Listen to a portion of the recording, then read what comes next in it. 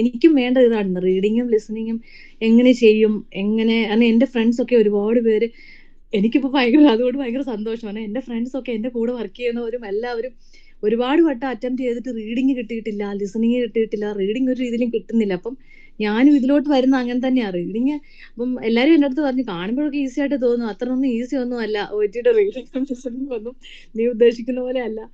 അപ്പൊ ഞാൻ വിചാരിച്ചു മേ ബി അങ്ങനെയായിരിക്കും. അങ്ങനെയാണ് ഞാൻ ഇങ്ങനെ തപ്പി തപ്പി അപ്പൊ എല്ലായിടത്തും നോക്കിയപ്പോ ഇങ്ങനെ ഒരു ദിവസം ഒരാള് വന്നിട്ട് ഇങ്ങനെ പറയുന്നു, റീഡിങ് മാം ഇങ്ങനെ പഠിപ്പിച്ചു, ലിസണിങ് ഇങ്ങനെ പറഞ്ഞു, പിന്നെ അവരതേപോലെ കുറേ കാര്യങ്ങൾ പറഞ്ഞു. അപ്പൊ ഞാൻ അത് ഫുള്ള് ഇരുന്ന് കേട്ടു.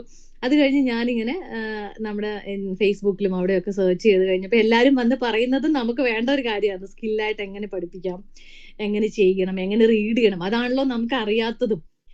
ഈവൻ നമ്മൾ നഴ്സുമാരുടെയൊക്കെ എനിക്ക് തോന്നിയിട്ടുള്ള ഒരു പ്രശ്നം എങ്ങനെ റീഡ് ചെയ്യണം, ഏത് റീഡിങ് ഹാബിറ്റ് അത്ര വലിയായിട്ടില്ല. എന്നാ ഉണ്ടോന്ന് ചോദിച്ചാൽ ഉണ്ട്. ബട്ട് അത് എങ്ങനെ യൂസ് ചെയ്യണം, മാം പറഞ്ഞ ആ സ്ട്രാറ്റജി ഒക്കെ ഞാൻ നന്നായിട്ട് യൂസ് ചെയ്തിരുന്ന മറ്റേ നമ്മള് ഇതിന്റെ ഒരു ഒപ്പീനിയൻ ക്വസ്റ്റ്യൻ ചോദിക്കുമ്പോഴേ, ഫീലിങ്സ് ചോദിക്കുമ്പോഴേ, ഒരു ഫസ്റ്റിൽ അറ്റംപ്റ്റ് ചെയ്യുന്ന എനിക്ക് തന്നെ അതൊക്കെ ഐഡന്റിഫൈ ചെയ്യാൻ പറ്റി എന്നുള്ളത് എനിക്ക് ഭയങ്കര കോൺഫിഡൻസ് ആയിരുന്നു.